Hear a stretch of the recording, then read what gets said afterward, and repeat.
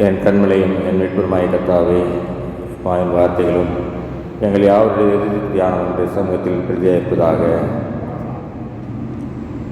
வாசிப்போம். மத்தேயு 11:28.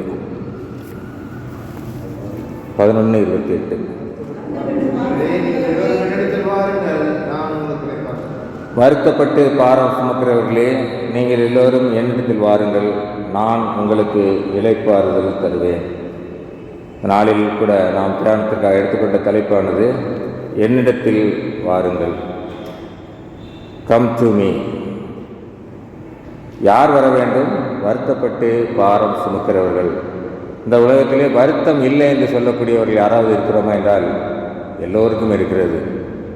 ஒரு குழந்தை பிறந்தவுடன் அதை நேர்த்தியாக வளர்க்க வேண்டும் என்பது ஒரு கவலை, நன்றாக படிக்க வேண்டும் என்பது கவலை, படிக்கிற பிள்ளைகளுக்கு நன்றாக படிக்க வேண்டும் என்ற கவலை, படித்து முடித்த பிறகு நல்ல மதிப்பெண்கள் எடுக்க வேண்டும் என்ற கவலை, அதன் என்பதாக நல்ல கல்லூரியில் இடம் கிடைக்க வேண்டும், நல்ல உயர்கல்வி பட வேண்டும் என்பது ஒரு கவலை, படித்து முடித்த உடனே வேலை கிடைக்குமா என்றால் அதிலும் ஒரு கவலை, வேலை கிடைத்து விட்டது என்றால் அதற்கு ஏற்ற கணவனோ மனைவியோ நாம் பிள்ளைகளை பார்க்க வேண்டும் என்பது ஒரு கவலை, அப்படியே திருமணம் முடிந்தாலும் அவர்களுக்கு குழந்தை பிறக்க வேண்டுமே என்ற கவலை. இப்படி பல கவலைகள் ஒரு தனி மனிதனுக்கு இருக்கிறது. மாத்திரமல்ல, உலக பிரகாரமாக அவனுடைய பண தேவைகள், கடன், சுகவீனம், உறவினர் மத்தியிலே இழப்புகள், இப்படி பல கவலைகள் அதிகமாக இருக்கிறது. அதனால் தான் ஆண்டவர் என்ன சொல்கிறார்?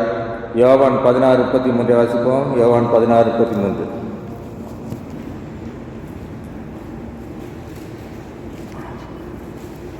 யோவான் 16:33.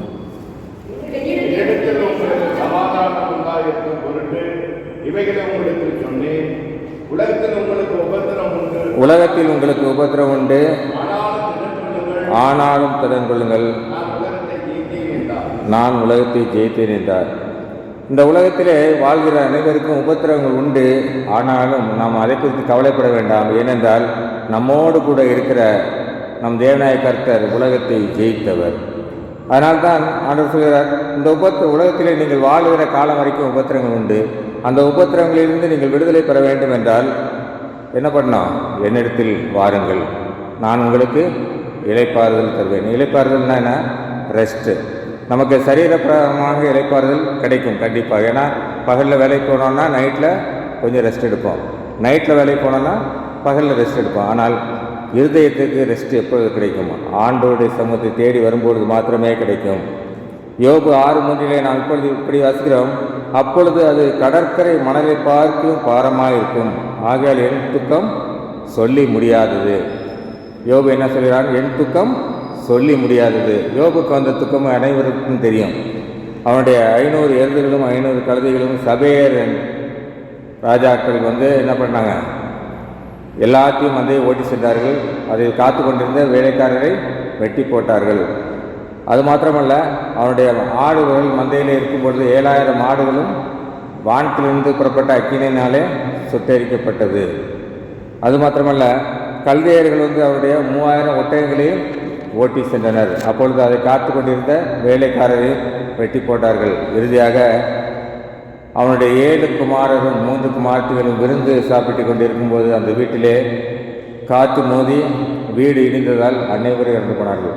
யோபுவிடம் இழக்க வேண்டியது எதுவுமே இல்லை, எல்லாமே இழந்து விட்டான். அந்த சமயத்தில் அவன் என்ன சொல்கிறான்? என் துக்கம் சொல்லி முடியாதது. அவனுடைய துக்கம் வெளியே சொல்ல முடியாது. இவ்வளவு இழப்புகள் நமக்கு ஏற்பட்டிருந்தால் நாம் எந்த நிலையில் இருப்போம்? நம்ம ஒரு சின்ன காரியம் இருந்தாலே துக்கத்தில் அமிழ்ந்து போயிடும். ஆனால் யோபுக்கு வந்த துக்கமும் அதிகமானது. யோபு 6:13 வாசிப்போம். 6:13.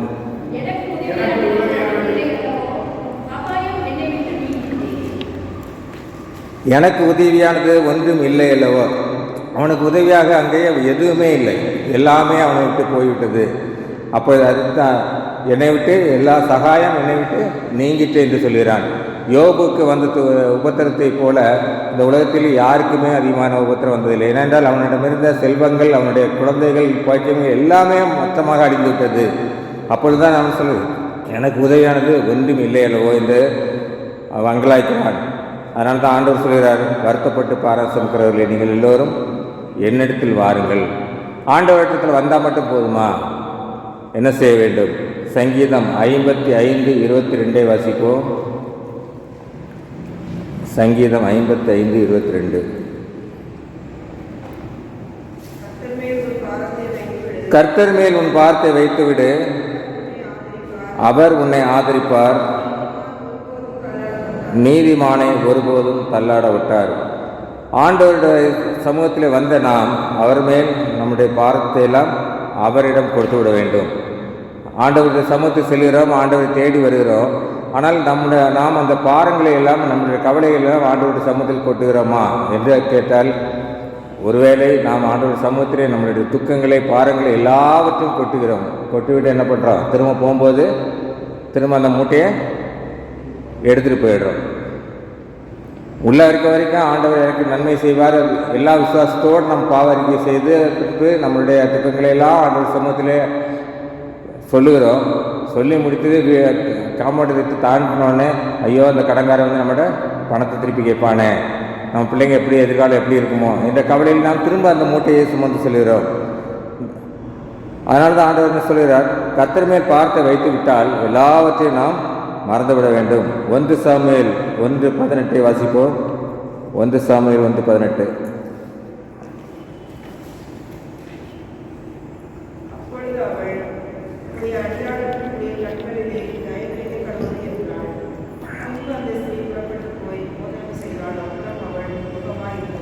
பின்பு அந்த ஸ்திரீ புறப்பட்டு போய் போஜனம் செய்தால் அப்புறம் அவள் துக்கமுகமாக இருக்கவில்லை.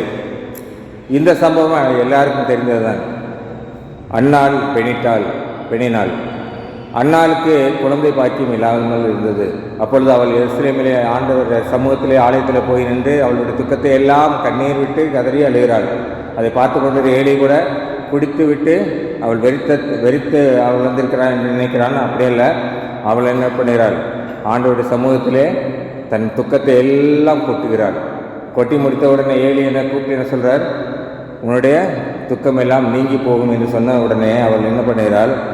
அவள் புறப்பட்டு போய் போஜனம் செய்தாள். அது வரைக்கும் கவலையோடு சாப்பிடாமலும் இருந்த அவள் அதன் பின்பு போய் போஜனம் செய்கிறாள். அதன் பின்பு அவள் துக்கமுகமாய் இருக்கவில்லை. நாமும் கூட ஆண்டவருடைய சமூகத்திலே வந்து நம்முடைய துக்கங்களையெல்லாம் பாரங்களையெல்லாம் அவருடைய சமூகத்திலே சொன்னதுக்கு பிறகு அதை பற்றி நாம் நினைக்கக்கூடாது. அன்னாலை போல நாம் திரும்ப துக்கமுகமாக இல்லாமல் இருக்கும்போது அன்னால் எப்படி அவள் ஒரு அழகான ஆண் குழந்தையை பெற்றுக்கொண்டாலோ அதே போல் நாமும் கூட நாம் எதிர்பார்த்திருக்கிற நம்முடைய ஆசீர்வாதங்களை நாம் பெற்றுக்கொள்வோம். 1 பேதுரு 5:7 நாம் இப்படி வாசிக்கிறோம், அவர் உங்களை விசாரிக்கிறவர் ஆனபடியால் உங்களை கவலைகளெல்லாம் அவர் மேல் வைத்து விடுங்கள். ஏனென்றால் நம்ம விசாரிப்பதற்கு ஒருவர் இருக்கிறார். அதனால் நம்ம என்ன பண்ணோம்? நம்முடைய கவலைகளெல்லாம் அவர் மேல் வைத்து விட வேண்டும். நம்ம விசாரிப்பதற்கு யார் இருக்கா? ஆண்டவர் இருக்கிறார்.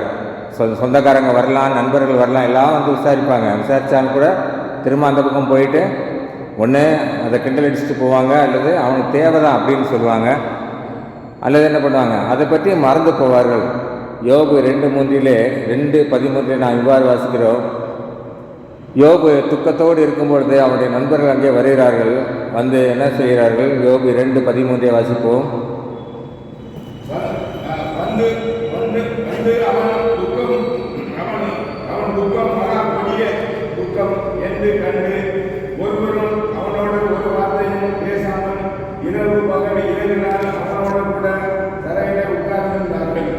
யோபுடைய நண்பர்கள் வந்தார்கள்.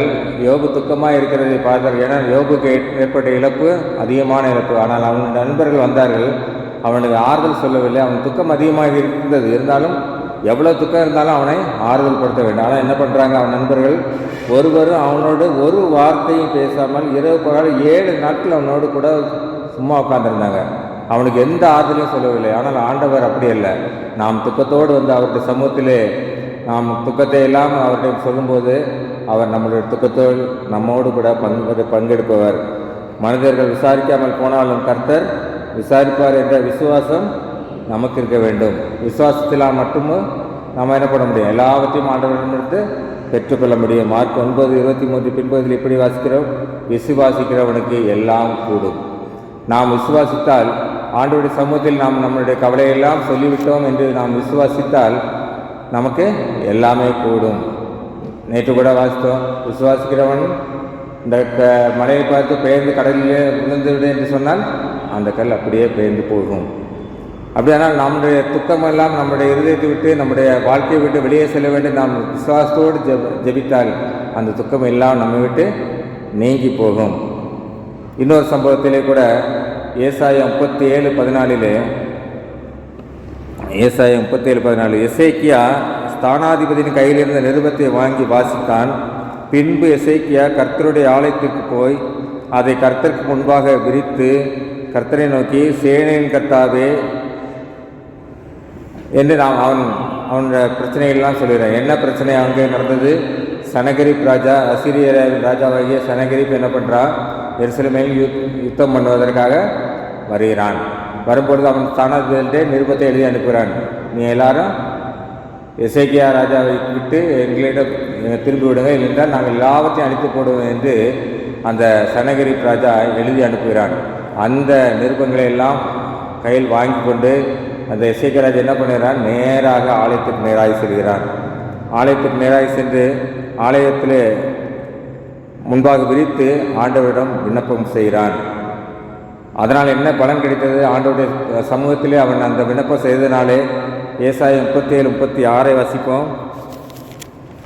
ஏசாயா 37:36. அப்பொழுது கர்த்தருடைய தூதன் புறப்பட்டு அசீரியா பாளையத்தில் 185,000 பேரை சங்கரித்தான். அதிகாலை எழுந்திருக்கும்போது இதோ அவர்களால் செத்த பிரகடனாய் கிடந்தார்கள். கர்த்தருடைய தூதன் புறப்பட்டு அசீரியன் பாளையத்திலே 185,000 பேரை சங்கரித்தான். எசேக்கியா ராஜா படையெடுத்து செல்லவில்லை. அவனுடைய படைகள் யாரும் அங்கே வந்து அசீரிய ராஜாவுக்கு நேராக செல்லவில்லை. ஆனால் அவன் ஆண்டவருடைய சமூகத்திலே வந்து விண்ணப்பம் செய்த போது கர்த்தருடைய தூதன் புறப்பட்டு போய் ஒரே இரவிலே என்ன பண்ணுறான்? 180,000 பேரை சங்கரித்தான். அதிகாலம் எழுந்து பார்க்கும்போது அங்கே வெறும் பிணங்களாக கிடந்தது. நாமும் கூட நம்முடைய பிரச்சனைகளை எல்லாம், நம்முடைய துக்கங்களை எல்லாம், நமக்கு விரோதமாக யாராவது எழுந்து வந்தார்கள் என்றால் அவர்களிடம் தர்க்கிக்காமல், அவர்களிடம் போராடாமல் நாம் நம்முடைய காரியங்களை எல்லாம் ஆண்டவருடைய சமூகத்தில் வந்து சொல்லும்போது நமக்காக தேவன் யுத்தம் பண்ணுவார். நமக்காக அவர் யுத்தம் பண்ணி நம்முடைய எதிரிகளை சங்காரம் பண்ணி போடுவார். அதனால் நம்ம போயிட்டு அங்கே போய் இருக்க வேண்டாம். நம்ம ஆண்டவருடைய சமூகத்திலே நாம் நம்முடைய குறைகள் எல்லாம், நம்முடைய வருத்தங்களை எல்லாம், நம்முடைய துக்கங்களை எல்லாம், நம்முடைய விரோதிகளை பற்றி எல்லாம் ஆண்டவருடைய சமூகத்தில் நாம் சொல்லும் பொழுது ஆண்டவர் அங்கே நமக்காக யுத்தம் பண்ணுகிறவராக இருக்கிறார். மாத்திரமல்ல, யோசேப்பை குழியிலே அவனுடைய சகோதரர்கள் தூக்கி போடுகிறார்கள். பின்னர் என்ன பண்ணுறாங்க? அதை 20 காசுக்காக அவனை விற்று போடுகிறார்கள். அந்த விற்று போட்டு அடிமையாய் கொண்டு செல்லப்பட்ட யோசேப்பு பார்வன் அரண்மனையிலே யோசேப்பு போத்திபாரின் மனைவினாலே அவனுடைய பெயர் கெட்டு போனது. அதனால் என்ன பண்ணுறாங்க? சிறையிலே தூக்கி போடுகிறார்கள். ஆனாலும் அவன் ஆண்டவரை விட்டு விலகவே இல்லை. ஆண்டவருடைய சமூகத்திலே இந்த காரியங்களை எல்லாம் அவன் சொல்லி கொண்டிருக்கும் பொழுது ஆண்டவர் என்ன பண்ணுறாரு? எந்த சகோதரர்கள் இவனை தூக்கி குளிரே போட்டு இவனை விற்று போட்டார்களோ அதே சகோதரர்களுக்கு அவனுடைய வாழ்க்கைக்கு தேவையான உணவுகளை கொடுக்கிறவனாய் ஆண்டவர் மாற்றினார். நாமும் கூட நமக்கு விரோதமாக எத்தனை பேர் வந்தாலும் ஆண்டவருடைய சமூகத்தில் நாம் அதை சொல்லி அதற்காக நாம் ஜெபிக்கும் பொழுது நமக்கு விரோதமாய் வந்தவர்களை நாம் ஆண்டு கொள்ளும்படியாக, அவர்களுக்கு உதவி செய்யும்படியாக கர்த்தர் நம்மை மாற்றுவார். இன்னொரு சம்பவத்திலே கூட யோவான் 11:32 வாசிப்போம். யோவான் 11:32.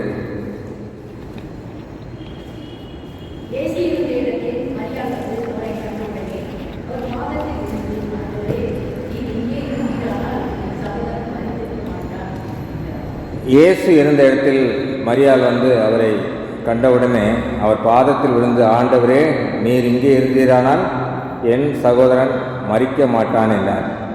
இந்த சம்பவம் எல்லாருக்கும் தெரியும். லாசர் மரித்து போனான் என்று கேள்விப்பட்டவுடனே ஆண்டவர் அந்த ஊருக்கு வருகிறார். வரும்போது ஊர் எல்லையிலே என்ன பண்ணுறான்? மரியாள் ஓடி வந்து அவருக்கு பாதத்தில் விழுந்து, நீர் இங்கே இருந்திருந்தால் என் சகோதரன் மரித்திருக்க மாட்டான் என்று சொல்லும்போது ஆண்டவர் என்ன சொல்கிறார்? உன் சகோதரன் மரிக்கவில்லை, நித்திரையாக இருக்கிறான் என்று சொல்லி அவனை உயிரோடு எழுப்புகிறார். ஆண்டவருடைய சமூகத்திலே அவர் தன்னுடைய பாதத்திலே அவள் விழுந்தபோது, மரியாள் விழுந்தபோது அங்கே ஒரு அற்புதம் நடக்கிறது. நாம் கூட இந்த நாளிலே நம்முடைய கவலைகளை எல்லாம் அவர் பாதத்தில் வைக்கும்போது நமக்கு துக்கம் உண்டாயிருக்கும் போது நாம் அவரை தேடி வரும்பொழுது, நாம் வருத்தப்பட்டு பாரம் சுமந்து இருக்கும் பொழுது, நாம் அவருடைய சமூகத்திலே வரும்பொழுது ஆண்டவர் என்ன பண்ணுகிறார்? நம்மை இளைப்பாறுதலுக்கு நேராக அழைத்து செல்கிறார்.